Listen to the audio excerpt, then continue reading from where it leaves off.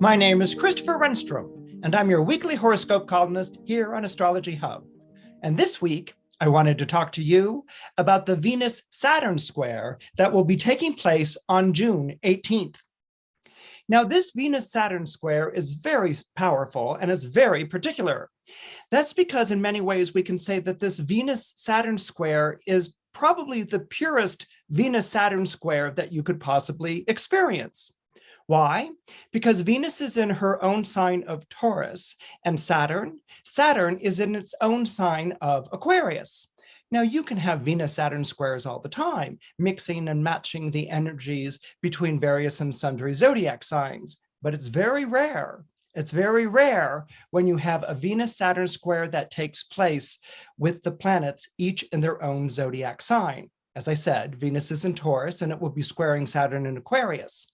The only other alternative or option was experienced a few years ago when we had Venus in Libra squaring Saturn in Capricorn. So Venus-Saturn squares have, let's face it, pretty negative reputations in astrology.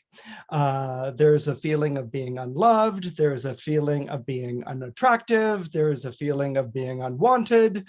Anything with "un" that you put in front of desirability, and you will end up with a Venus-Saturn square. It can be experienced by transit, or it can be experienced natally in your own astrological chart. But there's more to Venus-Saturn squares, which is often represented. Venus-Saturn squares are actually challenges. Every square talks about a conflict or some sort of combat that takes place between the two planets. And again, with this particular Venus-Saturn square, Venus feels no compunction to genuflect to Saturn because she's in her own sign, Taurus, and Saturn feels no compunction to genuflect to Venus because he's in his own sign, which is Aquarius.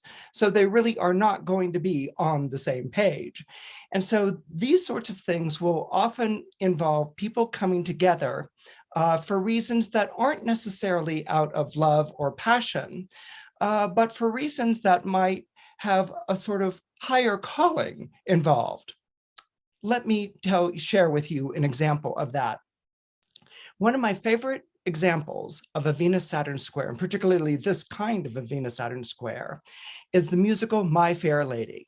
My Fair Lady was based on a play by George Bernard Shaw, which was called Pygmalion, named after the mythological character who sculpts a statue of the most beautiful woman that he's ever seen, falls in love with it, prays to the goddess Aphrodite to give it life. She does, and he falls in love with her, and this is a wonderful thing. A little heavy on the patriarchal side, but anyway, it's a wonderful thing. Well, George Bernard Shaw borrowed this idea for the plot of his Pygmalion, which then gets transformed into the musical of My Fair Lady. And My Fair Lady takes place in early, it's like maybe 1930s England at Covent Garden. People are coming out of the play, and different high society people have gone to see different plays, and they're coming out and they're buying flowers from flower girls and things like that, things that you do while you're waiting for a cab to take you home. And one of the people who's coming out of this play, his name is Henry Higgins. He is a professor of speech, of elocution, and I think he's like complaining about the bad speech or bad elocution of the different actors and actresses that he's seen in this play, or maybe someone in his gentlemanly party. Henry Higgins is very well to do, one of those people in England who has money but doesn't really do anything practical with it. Anyway, maybe someone in his theater party is making fun of him and saying, "Oh, you know, Henry, you're an old bird, and you have this devotion to the art of elocution and teaching people how to pronounce things. And when are you going to get a real job, or when are you going to get married, or when are you going to do something with your life?" It's one of those sorts of things, and so this infuriates him, and so he turns to his companion, Colonel Pickering, and he says, "You know what? I'm going to make you a bet." And Colonel Pickering's like, "Okay, what?" And he's like, "I'm going to take one of these flower girls." And flower girls are really the dregs of society. It's kind of Mary Poppins, but with flowers. And in fact, in the original production of My Fair Lady, Julie Andrews played the role of Eliza Doolittle. And he says, "I'm going to take one of these flower girls, you know, and they've got coal or whatever smirched on their face, and they're selling flowers, and they're wearing rags, and they sound awful, and they look awful, and they smell awful. And Henry Higgins says to his friend, Colonel Pickering, I'm going to take one of these flower girls and turn her into a fine lady, and then I'm going to pass her off in high society. And Colonel Pickering's like, oh, that's really quite amusing. Which one shall we pick? And so he goes and he's like, her, and it happens to be Eliza Doolittle. And she's like, I don't know, I'm going to do bad, whatever. But she's like, would you like a flower, sir? I don't know, some sort of like really bad Cockney accent is like that. And he's like, I don't care about a flower. I'm taking you home with me. She's like, what? And so he throws her into a cab and they take her on home. And they go with this bet that within a month, he's going to transform her into a woman from high society where she will speak eloquently. And this will show off to everyone that he's not that Henry Higgins isn't some dilettante, but he's an artist, that he can, teach people how to better themselves. And so they scrub her and she's, no one seems to mind the fact that she's been abducted or kidnapped. But anyway, this is a play. They bring her home. He's a gentleman, well-to-do, give her a flat, they scrub her clean and things like this. And then she starts this really intensive curriculum of how to speak correctly. And of course, she's a flower girl. And so he puts a microphone in front of her and he's like, A-E-I-O-U. And she's like, A-E-I-O-U, like that. He's like, horrendous, you're like a wreck, but nevertheless, he, applies himself. And over the weeks, he does transform her. She goes from A-E-I-O to like A-E-I-O-U, and of course it comes together in that wonderful moment where she correctly pronounces the rain in Spain falls mainly on the plain. This is like at 3 o'clock in the morning when they've been at this elocution lessons all day or whatever. And he like rises up and he's like, oh my God, by God, I think she's got it. She's got it. And then they sing, she's like, the rain in Spain falls mainly on the plain. I don't know, it's Marnie Nixon. So and so she has this incredible moment. She can speak eloquently. She's a refined lady. And of course, they ultimately pass her off in society with the help of Cecil Beaton, who does these amazing outfits for like My Fair Lady. They pass her off in society and it's successful. And so they've won the bet and everyone's happy. And Eliza has been transformed and her eyes have been opened and she can speak eloquently. Okay. And then comes this Venus-Saturn moment, okay, at the end of all of this, which is, well, what are you going to do with Eliza? Like we spent 4 weeks, turning her into a lady. She's now this refined lady. Her eyes have been opened to society. Her mind is a hungry mind. She's a very intelligent woman. She's learned very quickly and plans to learn even more. And what are they going to do with Eliza? Throw her back on the street? Return her to her former status as a flower girl seller, and it's this really amazing moment because she's looking at him defiantly after all of this. And she's like, you took me from nothing and you turned me into this. I did not ask you to do this, but you went and you turned me into this. And now I've become this. And what's to happen to me? Which is a really reasonable request, and one that Colonel Pickering is very quick to support her in, and Henry Higgins is like, well, what do you think? What do you mean what's to become of you? Go back to where you were before, find a job, open up a flower market or something along those lines. What do I care about you? And so this is very much a Venus Saturn square. The Venus part of it, is that someone, this happens to many of us at different times in our life, but Venus is the vision of beauty. Venus is this vision of the beautiful, wonderful, intelligent, articulate person you could become. Okay, that's one of the ways that Venus expresses herself.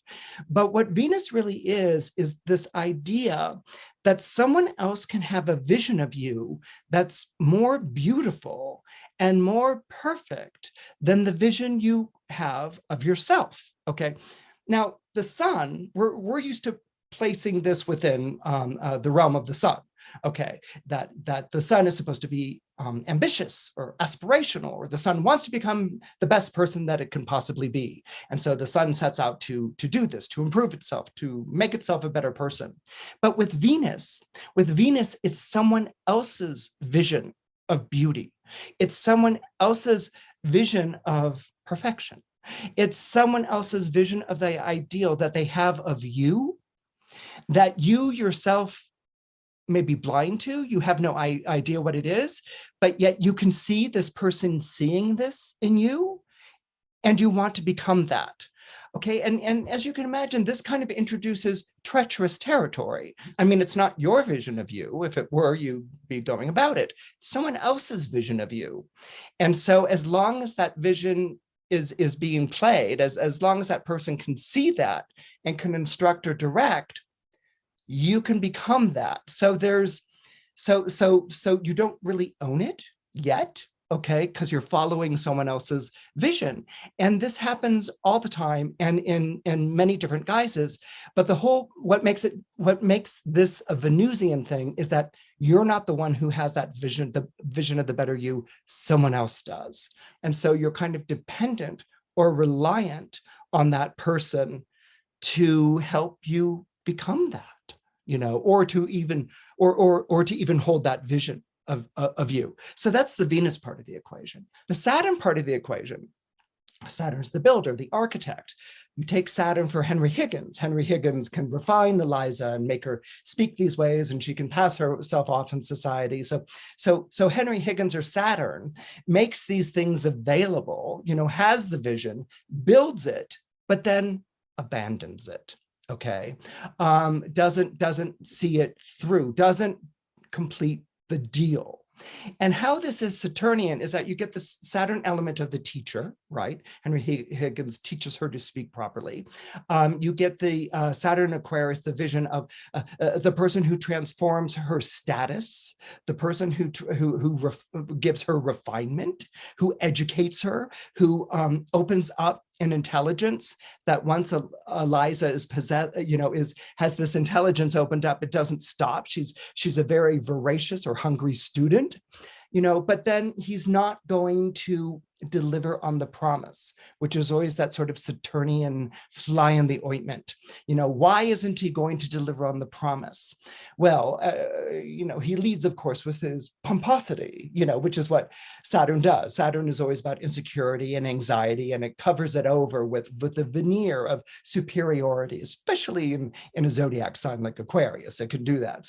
So he leads with his pomposity. It was a mere bet. The bet has been won. You were housed and fed and made intelligent. Now, back into your life. But what it really betrays is his inability to reach out across to her. He had a vision of her, but he didn't create her. Eliza created Eliza, okay? He was the teacher. He had a vision of her, but he didn't create her. And so he doesn't have what it takes in terms of that responsibility, okay, to be there for her now that the bet has been won and it's the morning after. So he's failed, he can't, and he's dealing with his own inadequacies and his own insecurities. He never really saw himself as that person that Eliza saw him as. He was really kind of a boy playing at this, great, venerated professor of elocution and speech. So Eliza, in her success, has actually exposed his inadequacy and his failure, really, as a person, his failure, really, as a grown-up, to do the right thing, which is the great expectation at the end of the play. It's the great expectation at the end of the musical, to do the right thing. And of course, to do the right thing is to marry her. But that's not how the play ends. The play actually ends with Eliza saying, if I cannot get kindness from you, because he's very belittling and very condescending, she says, then I shall have independence. And she goes off into the world, really to teach herself or to be this sort of realized person. And so what Eliza learns is like, I became everything that someone envisioned me for. I turned to this person to conjugate, to meet, to come together, to be reunited, and the person can't do it. That hurts, but I have myself.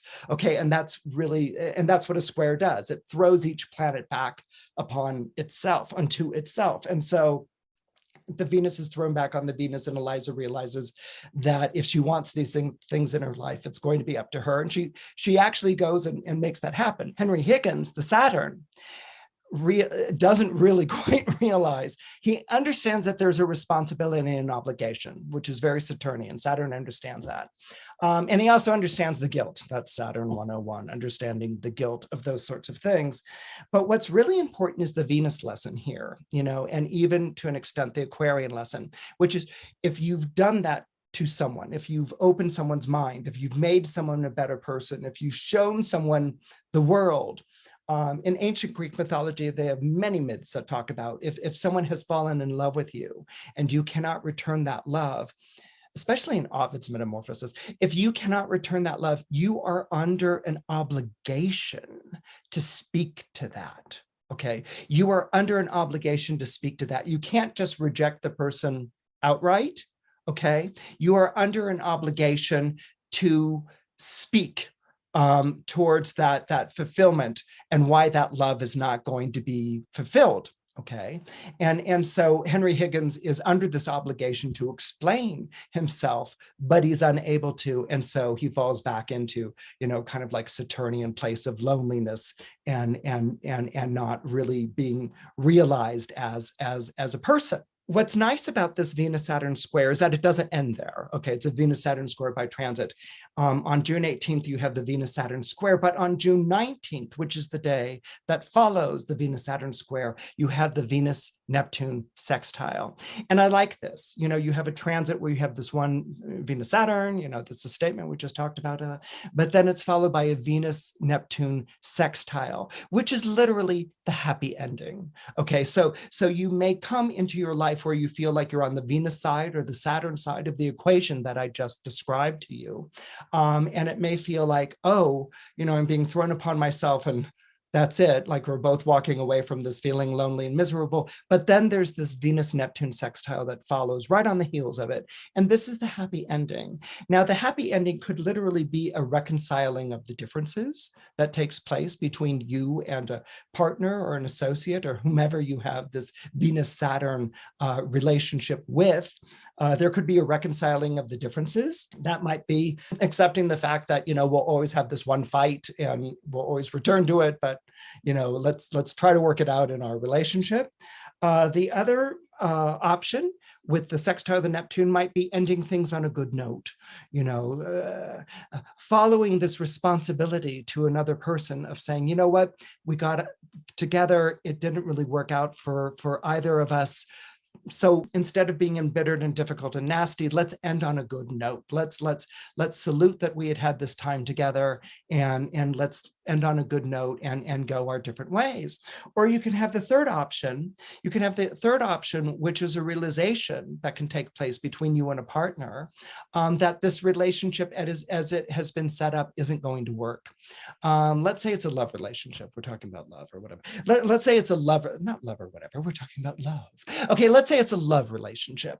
It may be a realization that, to be bounded as spouses or partners, that's not going to work, that we're better off with a relationship that's non-committal, or we're better off with a relationship as friends, or we're better off let's say goodbye to the love thing and go back to we were great artistic collaborators with each other and let's go and do that thing.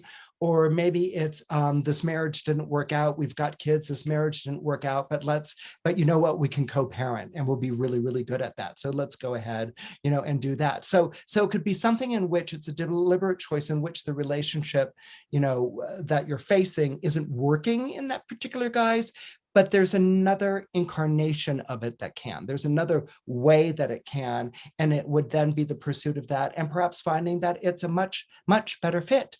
So that is how I would urge you to look at this Venus-Saturn square, not as something in which you keep hitting up against someone and something doesn't work out, but something in which you go on this journey of your own emotional life and your feeling as a person, and you meet someone else on their terms, and you find the fit, even if things don't feel like they're going to fit right now. Now, before we go, I would like to extend to you an invitation to come and join me for Astrology Hub's free solstice panel, which will be taking place on June 15th and June 16th. I will be appearing along with 4 other astrologers, and we will be giving our insights into the remaining energies of 2022. Now, I'd love it if you could come and join us, and you can join us by registering for free at astrologyhub.com/summer solstice panel. See you there. Bye.